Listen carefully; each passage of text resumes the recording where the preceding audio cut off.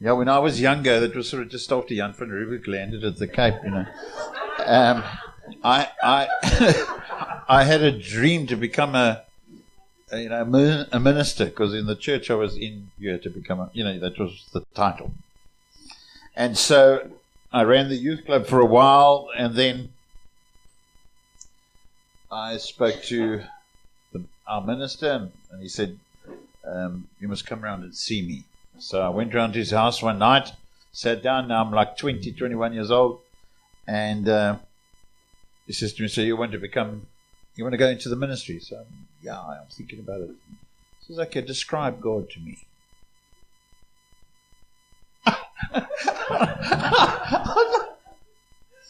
So he didn't invite me into the ministry. Silence is not a good answer. Not when you're trying to impress people. So I have a question for you and for me. Jammer, okay. Who is God? And what is he doing? It's fundamental. Because the God we serve in church is a God we've defined many times. I'm not against the church, don't misunderstand me. Unfortunately, the Lord has called me to speak to the church. But he said to me, don't break down the structure, I'll do that. Just speak the word. He said, they won't want to listen to you because they're stubborn. Don't worry, I've made you as stubborn as they are. Seriously, I mean, it's like, I have a prophetic word for you, and you're like, oh, yes, God. What? I don't want to hear that. Okay, so there's a lot. The church is stuck because we basically got a definition of everything. So you can't use a word in today's world without defining. Right? A friend of mine, also named Ruan, who were we praying for early on about Ruan? Ruan, worship leader, lovely guy. You should get him round to your house and let him speak to your son. Just sing a song. I just felt he needed to sing. So I meet Ruan the other day, and I used to play a little bit guitar, lead worship, and all that. And now you meet these musicians, and they can kind of do everything. So when you've got over wanting to kill them, out of jealousy, you realize, okay, that's not a good approach to have. So I say to him, what sort of instrument do you play? Drums is my main instrument, but I play guitar and I play keyboard. I say, oh, keep quiet. Hey, how does some guys do that, But he was saying to me, he's struggled to be in church, and he recently moved into the Strand, and he's been trying out the churches, and then he settled in the one church, but now the worship is like, so many minutes. They literally got told, you got so many minutes, 3 fast songs and a slow one said, you really love Jesus. And then him and the musician, the other, the worship team, started talking, and they're like, okay, why don't we have a time of worship where we just flow in the Holy Spirit? On Tuesday night the hall is empty, so let's go and ask. So they go ask the pastor. He says he's halfway through his thing. The pastor's shaking his head. No, I don't think so. So he said, why not? He said, it's not our style. He's no longer in that church. He's looking for the right style.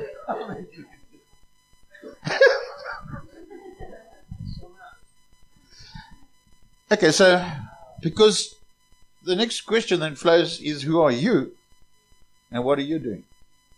You see, Jesus had this completely sorted out. He knew his Father. He knew what his Father was doing. He knew who he was in the Father.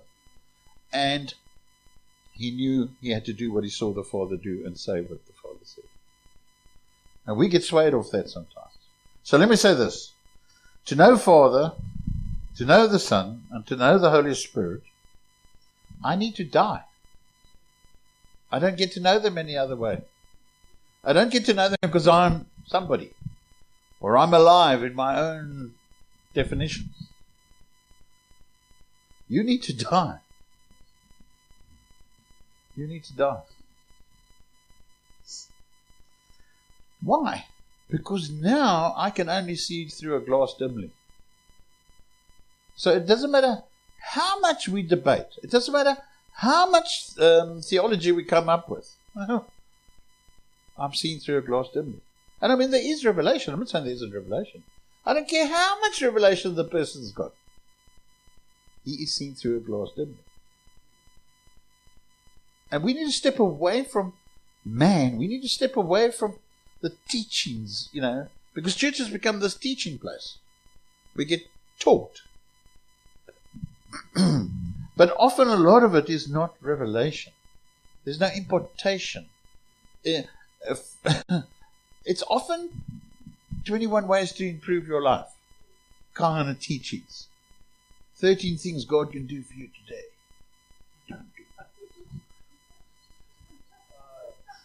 A friend of mine ran Gospel Direct, used to be like the bookshops. He was manager at one of the shops. People come in and they want to sin, so they ask you for a book that says that sin's okay. These are Christians. This is like, no, we don't do that yet. Okay, so I get sight when I get sight of Him. My eyes go open when I see Him. If I'm looking anywhere else, I'm seeing through a glass dimly, and the blind are leading the blind. I'm sorry about the way my mind works, but you can talk to Jesus about that, because I jump around a bit. So, I play with numbers. I like numbers. And I looked up the time it will take to count to 1,000,000. Now, if somebody, you say it's not important. I tell you what, if someone tithed R1,000,000, it would be very important. But now we want to know that it is 1,000,000, so we're going to count it. It will take us 11.5 days to count to 1,000,000. But unbeknown to us, Bill Gates tithed as well. Now when he tithes $1 billion. And $1 billion, because we've got to check it before we bank it. We're going to take Bill Gates' word for it. Flip. 31 years and 8 months. 31 years and 8 months to count to $1 billion. Jeez, the ministries have gone. We haven't even banked the money yet. We're still busy counting it. The oak who needed the money, he's died of starvation. And then this mega rich guy arrives. Jacob Zuma. And he... sorry. Okay, that was naughty. I'm sorry. I promise. Luckily my wife's not here, because normally my shins are bleeding by halfway through. To count to 1 trillion, okay, so 1 billion is 1,000 million, trillion is 1,000 billion, 31,700 years to count to 1 trillion. Now, why am I telling you all this useless information? I was on the internet. I was looking this up. And there's a guy and he says, what comes after 1 trillion? And I'm like, who the hell cares? You know what I mean? It's going to take me 31,000 years to get to. No, but they've got technology now where they can measure deep into the earth. And when they measure into the earth, one of the things they found, they estimate, that there are trillions of tons of diamonds deep in the earth. So we're fighting over these ones. Look at mine. And meantime, God's like, God, 1 trillion tons. It's going to take me 31,000 years to count to that trillion. These tons. He's just like, how does a diamond form? Pressure. How does a diamond come out the earth? Volcanic action. Just think about that now. Here we are, getting carried away by the diamonds in stones and, whatever. I don't know how many there are. But God's got trillions of tons of diamonds hidden in the earth. So, okay, it's useless. It's useless. The point is, you can't define him. You can't go making a diamond mine and then say, our God makes diamonds. Where they are. Where are the diamonds? Where they are. Where are the diamonds? Sorry, I got a grandchild and she's like, if you talk, she leaves words out all over the place. So, where you go? That's right. I go shop. She says, I shop. Like, okay. So, all right. So the point is, we've got to be careful.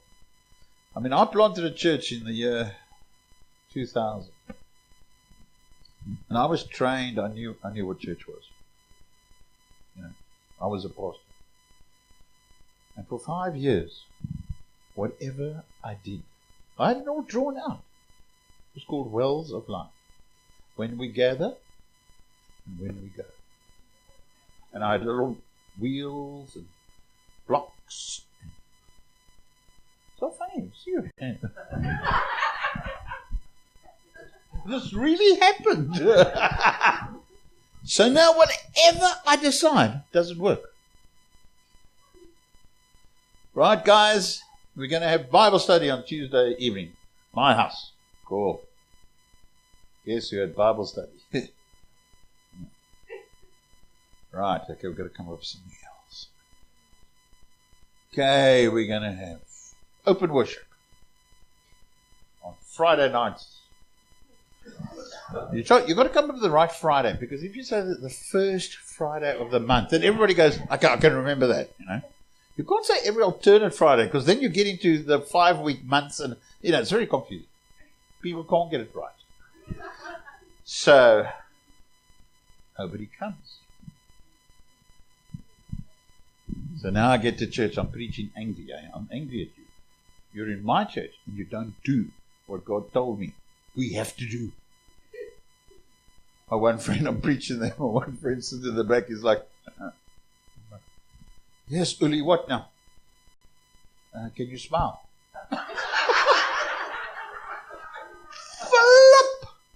These were my friends. So I went to the Lord and I said, Lord, what is this? The Lord says, I love these people. Okay. God, it's your job. What's the advert on TV? It's your job. He says, yes, but the point is you don't. 3 days later, my wife said, what the hell? Okay, what the heaven? What the heaven is wrong with you? You're like a zombie. Well, I didn't know what to say. I'm like,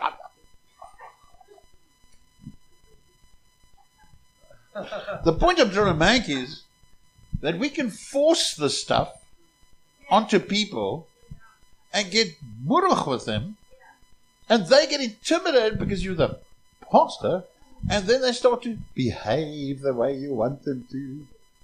How's your church doing? Fine. But there's no heart. There's no conviction. There's nothing. It's just behavior. A friend of mine had a church in Joburg, and the guy said to him, where's your church? He said, where the smoke fork is going up. He said, it's all right. Don't worry about all the smokers. I've got leaders who smoke. They're there. They're looking after them. No, that's not just like what. Bring your flipping cigarettes in. Okay, so question. Are you standing humbly in his presence? Because, obviously God says to you, don't love the people. You find some stuff in your heart. See, I found insecurity everywhere. When I opened my heart to the Holy Spirit, okay, I'll sort this out. Okay, now. Okay. Yes, it's terrible. We're in a pastor's paternal meeting. No.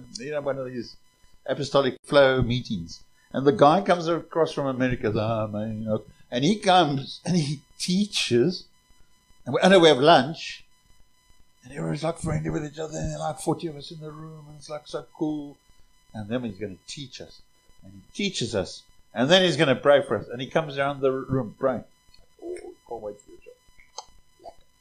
He gets to me, he says, and as he says, my wife goes, I'm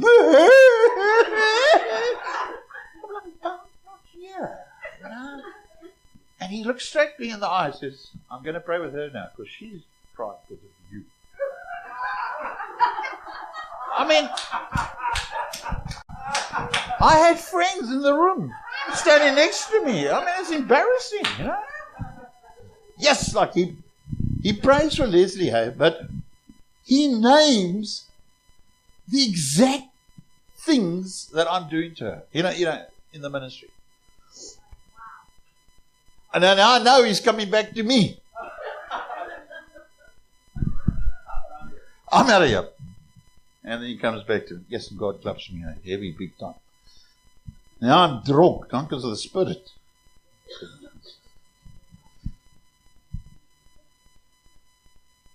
So the question then I have is then, do we live continually surrendered? Or have we taken intercession, worship leading, home cell leading, pastoring, and made it what we wanted to be? No, this is the church, guys. This is the church. What's this man, what Cape Town's like coming into Cape Town? I mean, we did a thing the other day in the Southern Cape, in the towns there, and we now got to go into, we've got to go into this town, pre-arranged that we're going to use their big church coffee bar. Beautiful, beautiful coffee bar area. Now, there's only going to be a few of us, 15, 20. We'll use your coffee. You come in, yes. We're 2 hours out. We've got guys cycling from town to town with Jesus banners and wasn't me. I've got friends who cycle. I'm in the support vehicle.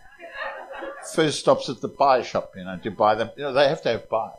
And I mean, it's just rude to eat alone. So, so.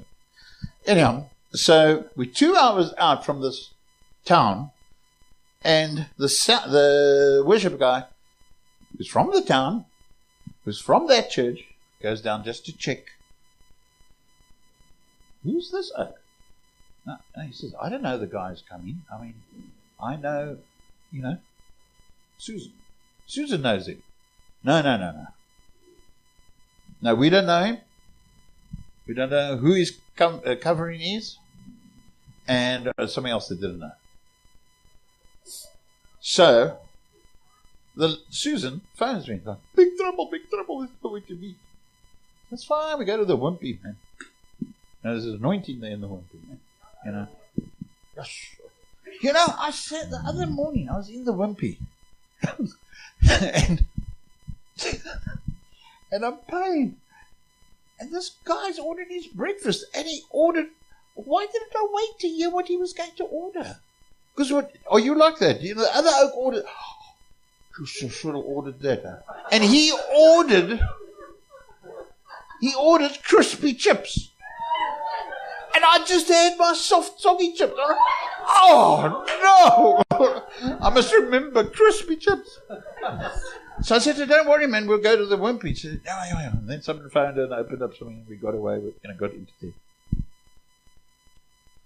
And this pastor of this big church said to her, we have our own intercessors in our church. We've got our own. You don't need people coming from outside. Like I'm going to take over the town now. Yes! That's how we think. We think about us. We think about our church. It's almost as if Jesus doesn't count for anything. It's like, and like a prophetic friend of mine, a prophet, really, travels all over the world, prophesying all over nations and stuff. He said to me, Gary, we've forgotten that the Holy Spirit is quite capable of organizing the church because we organize it. Huh? Yeah, okay. All right, so knowing Him is a lifelong journey. Knowing who you are in Him is vital to your position. It enables you and it empowers you to bring kingdom influence onto the earth.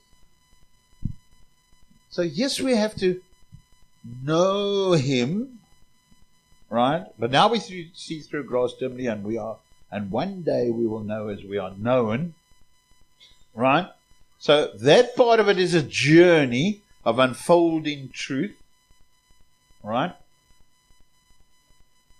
But when I start to know Him, and I accept that I am seated in heavenly places in Christ Jesus. Hello? Right? We're not praying from earth to heaven, praying from heaven to earth. We're watching heavenly things and declaring them onto the earth. Right? So when I know my position in Him, then I'm enabled. I'm empowered. I'm not trying to impress Jesus.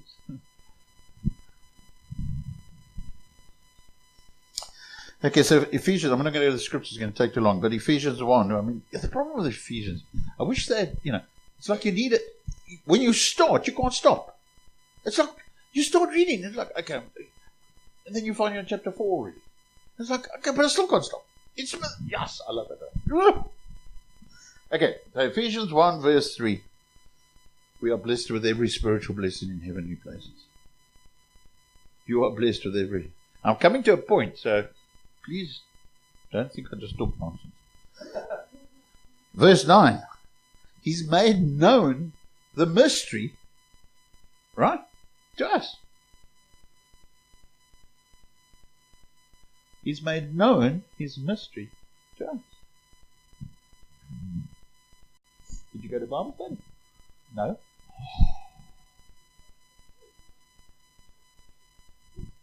Did you tithe this month? No. Oh, flip. Wat gaan aan met jou? Jy's backslidden, man. Kom, vang op.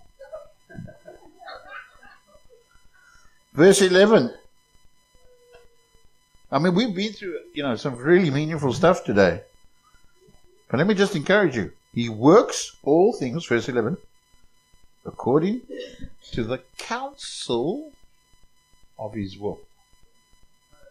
So, what's the point of looking at all the stuff that's going on? Because I need to go to Him. And so you are working all things. I mean, who's this guy? You know what I mean? What's the number after 1 trillion? Come, God, tell us, You know what I mean? If I don't go there, this stuff just overwhelms me. I mean, how must I come up with an answer about flipping whatever? You know what I mean? So I go to Him, because He's working all things according to the counsel of His will. If you want to pray over the church, then pray Ephesians verse 15 to 23. Let's go have a read. Ephesians 1 verse 15 to 23. If you as intercessors want to pray over the church, pray that.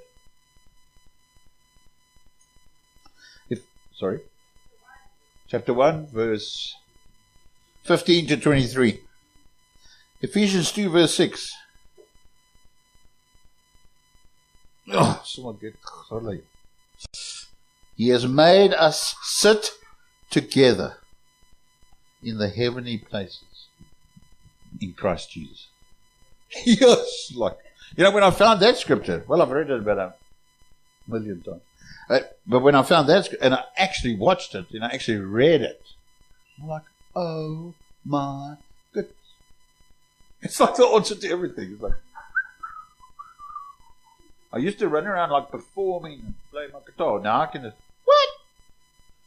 I'm in Christ Jesus in heavenly places. What must I worry about now?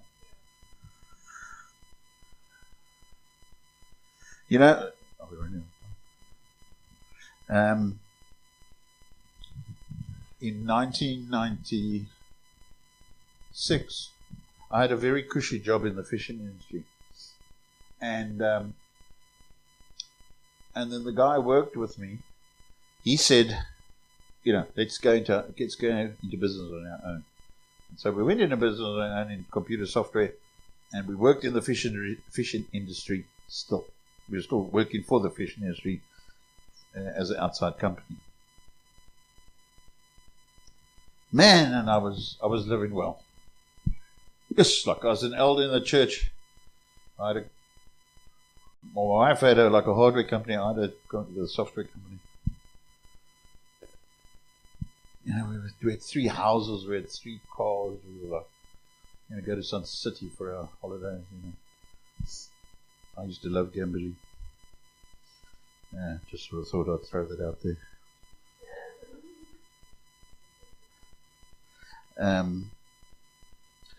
And a guy comes to us and he says, the lights are going to go off.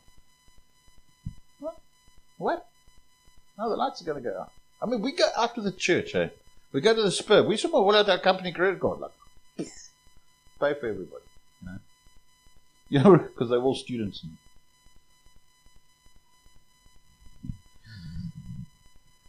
3 months later, the lights go out. But completely. Lose the business. Lose every single thing we own except for the clothes on our backs. Sheriff of the court with his truck. Excuse me, sir. I found my wife. I said, okay, we don't have a fridge, but we got the frozen food on the counter. So we are now going to cook all of it tonight. And then just gooi this party. What did my friend say? Gooi a party and die. Because you don't know where the next food's coming from. Jeez. And then our cars were gone. So then you get people come along and like, oh, we'd like to give you our car. I'm like, oh, okay. And then this car arrives. Rattle, kick.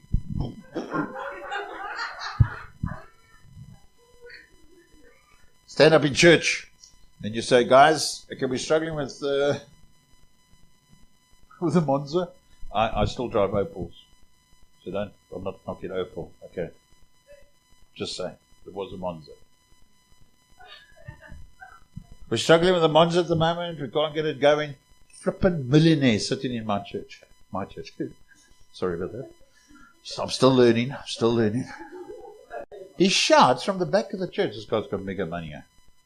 Why don't you walk? A pastor friend of mine is sitting behind him. He's like, I'll kill him now.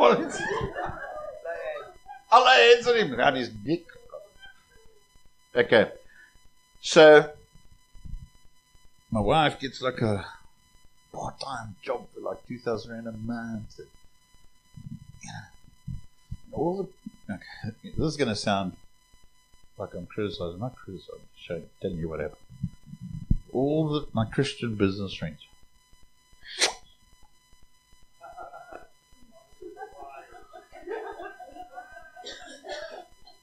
Nowhere to stay, nowhere to drive, no petrol, nothing. So I was involved in business with a Jewish guy, a very, very wealthy family in Joburg. And so he phones me. He's like, hey, what you doing? I said, digging in the bin, just looking for a Kentucky Fried Chicken bone or something.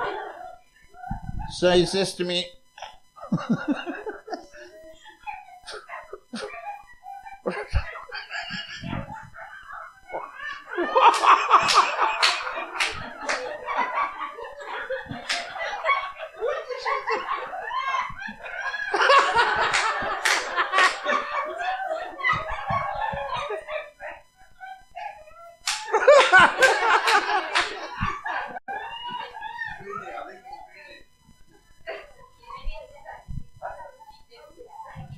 I just did the same. Whoa! I collected 10-cent pieces because some religious freak told me that you pick up the 10 cent because they lie everywhere if you look for them. You will find them. They're lying everywhere. Because everyone else is going up. You pick it up and she says, you speak over it, and it becomes £1 million. Liar, liar. I spoke myself hoarse. I still don't have £1 million. Okay, so, we were like down and out.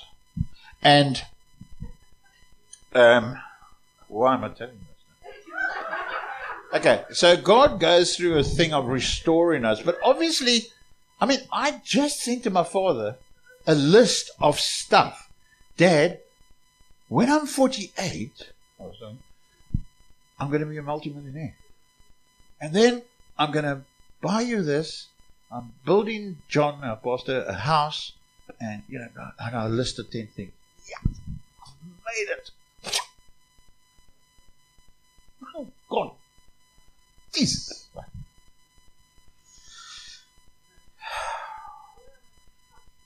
Okay. God must have looked at us and gone, I want this guy in the ministry. Oops. Without money. Gary and money. No. Okay. And then God started to restore us, and He has restored us. And I'm very thankful for that. But the point I want to make is this. I was lying in bed one night, the Lord was talking to me, and He gave me a word for my wife's boss. Now, these were not friends, but we'd known each other for years. The kids slept over, that kind of thing. And this word was, if you don't turn and repent, Christian guy, if you don't turn and repent, something that is hidden, is going to come out. So I'm like, no. So 2 days later, I'm with this prophet friend of mine I was telling you about. So it's a tough thing, and God comes on and tells me this. I said, what did you say? I said, no. He said, oh, you're mad. You want to die. And here's Mama. Could tell the man. Yes. So now I'm lying in bed that night. And God, God says, listen, just answer one question. When your business has collapsed and did you ever say it was the enemy? No. Never said it was the enemy. I said, so who do you think it was? Well, yes, okay. So you can tell this man. So I go the next day now, stirred up, sit in his office, massive desk, big boardroom thing. I'm like, I don't know how to quite start, it's like, so how's it going over there? Whatever. But eventually you get to a point where you just got to say something. I said, listen, the Lord's given me the scripture. You asked us to pray for your company. The Lord's given me the scripture, and this is the vision I have. And as I'm talking, his eyes go black, like this, dead. And I get to the end of my spiel, and he says, no, that's not the Lord. You can leave. We were eating steak together 3 nights ago, kind of thing. So I left, and within a month, they'd made up lies about my wife and the work. And they were going to, what's the thing called? Disciplinary thing. And God brought some around who really helped us a lot of insight and all that. And eventually they went back to this guy's wife and said, look, these are lies. So withdraw the lies, the accusation, and I will leave at the end of December.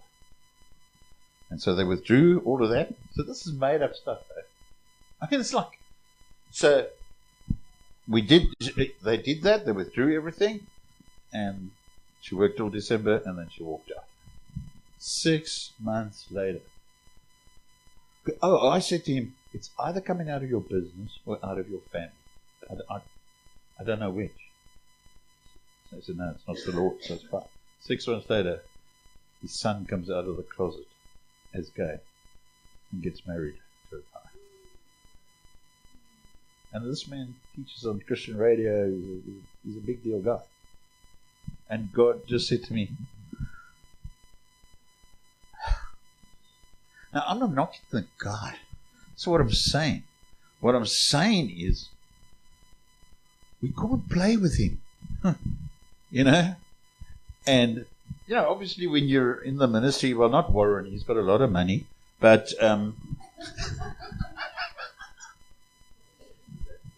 what do you do with it? I know what you do with it. You put it into fuel to come to Cape Town.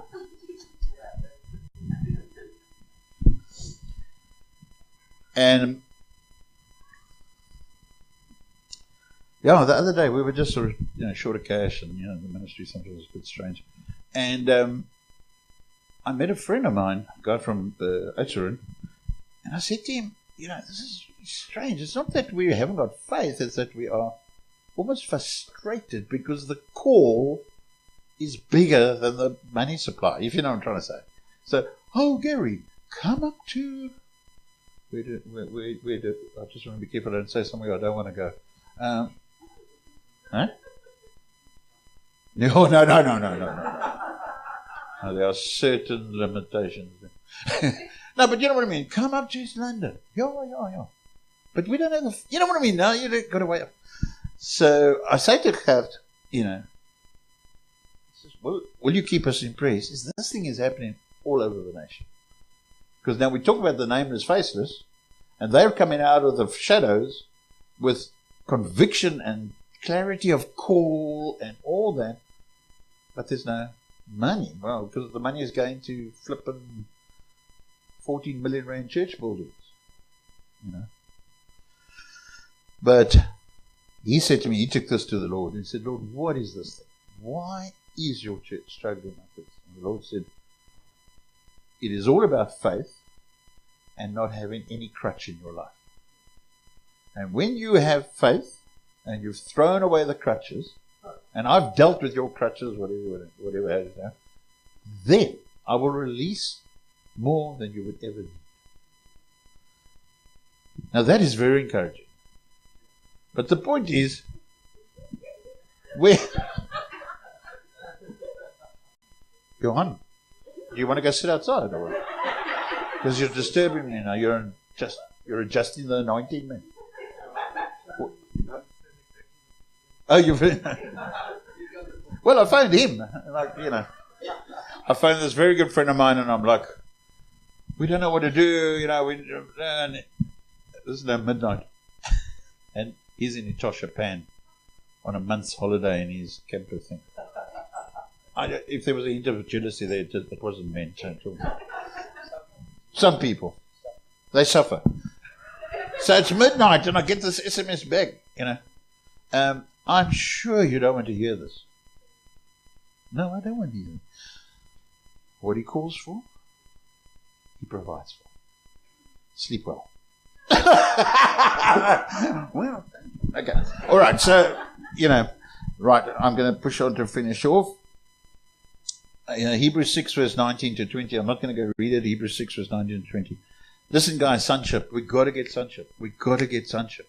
And I'm not talking gender now. You know, sonship is a position in Christ. And this guy made this statement at a conference I went to. He said, the Levitical priesthood is obsolete. We now live after the order of Melchizedek. Yes, that is such an... Wow, man, it's so deep, it's so much, it's like awesome. Okay, so you're intercessors and you're praying. Then you've got to read Hebrews 12, verse 22 to 24. Hebrews 12, verse 22 to 24. We have received a new covenant and a kingdom which cannot be shaken. I mean, you know, it's what they've been talking about all morning. I don't know why I'm doing this, because they said it all. But can you understand? We're praying from absolute security. We're praying from something that is eternally strong. Nothing shakes the kingdom. Which goes to what he was talking about, not having to repeat our prayers, and, you know, has God heard me, and, you know, all of that kind of attitude in our hearts. I had a vision on Saturday. We were at a worship thing that we do there's excuse me, there's a art gallery in Stellenbosch called Boomhuis, which is a prophetic art gallery, Christian prophetic place. Beautiful, beautiful. Presence of God. It's the most amazing thing. You walk in there, it's like, okay, we'll stay here. And in the worship, the Lord showed me walls being built around the borders of South Africa. And even along the sea, the sea, the whole thing. And these walls are sort of like halfway up. And I said, what are you showing me? He said, Isaiah 60 verse 80.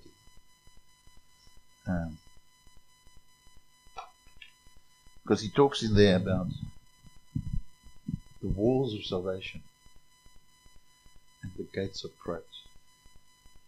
And if you look at Revelations, when he talks about the New Jerusalem, then that New Jerusalem is perfect in the sense, in the description, because the walls are all and there's three gates.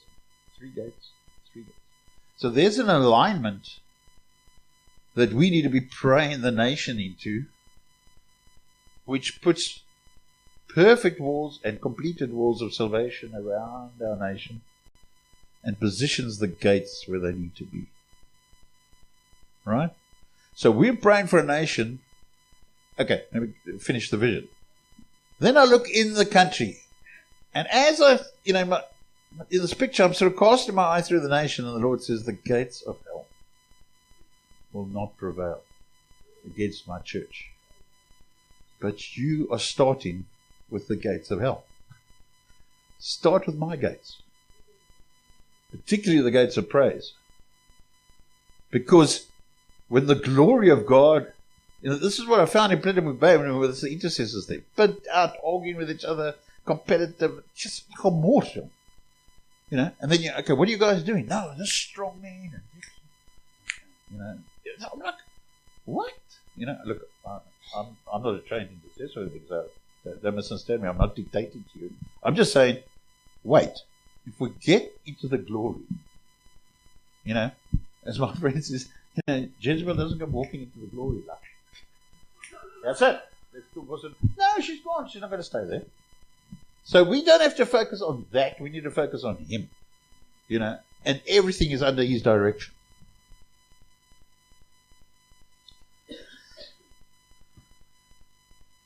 Jesus, I'm closing with this now. Jesus was sacrificed, into the cross outside the city gates. Right? I want to say to you intercessors,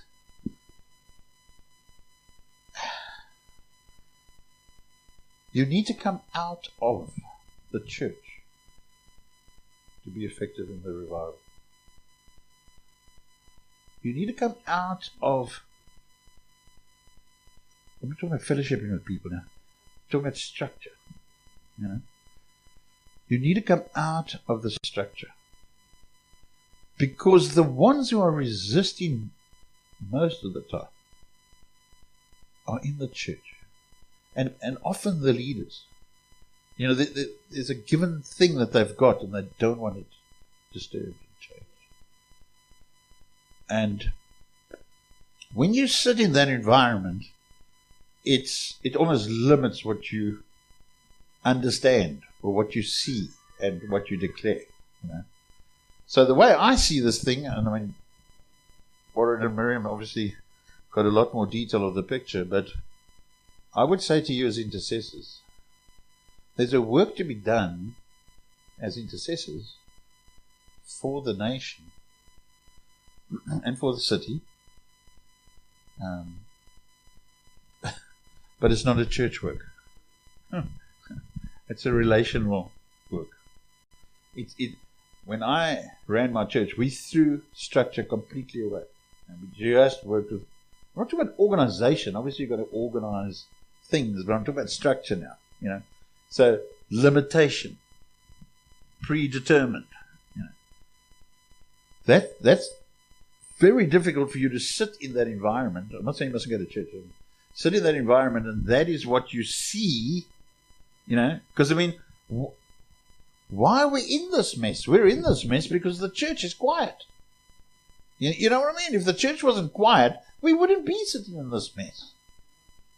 And so I just want to say to you, the revival, what do you call it? The oil, the momentum of revival is on the intercessor. The momentum of revival is on the intercessor. So you can't be sitting in your church. You know what I mean? You can't have that mindset. You've got to have a mindset that says, what? Kingdom. Basically, that's what I'm talking about. Kingdom. Huh? Kingdom vision. Yeah. There's freedom. That's an amazing. So, yes, you might not have a house, right? It actually doesn't matter. Hear me out, obviously. It doesn't matter, because if my relationship with Jesus becomes about me having a house, then I lose perspective. You know what I'm saying? So I'm living out my call. I'm living out what God has anointed me for, because I'm not going to Him with a list of things that I need before I'll do that. Okay, so I'm going to give you 4 words. You're accepted, you're received, you're authorized, and you're empowered. Live that. Doesn't matter whether you read your Bible this morning or not, you're accepted. Prodigal son threw it all away, came back, he was received. I mean, actually the religious guy got upset. The guy had always been there. God doesn't send you into some place where you're not authorized to be. And you can't. We are praying to. Intercessors have got to get much more focused. It's just too much. You join an intercessor group, and after like 2 weeks, I'm like, what is going on here? You know, it's like this. And then in Israel, this oak said this, and then blah. What? No. God's able to talk to you. Stay focused. If it's 3 things, pray them for 40 years. That's fine. But this hype, it's got to go away. It's got to stop. Authorized and empowered. Thank you, guys. Thank you.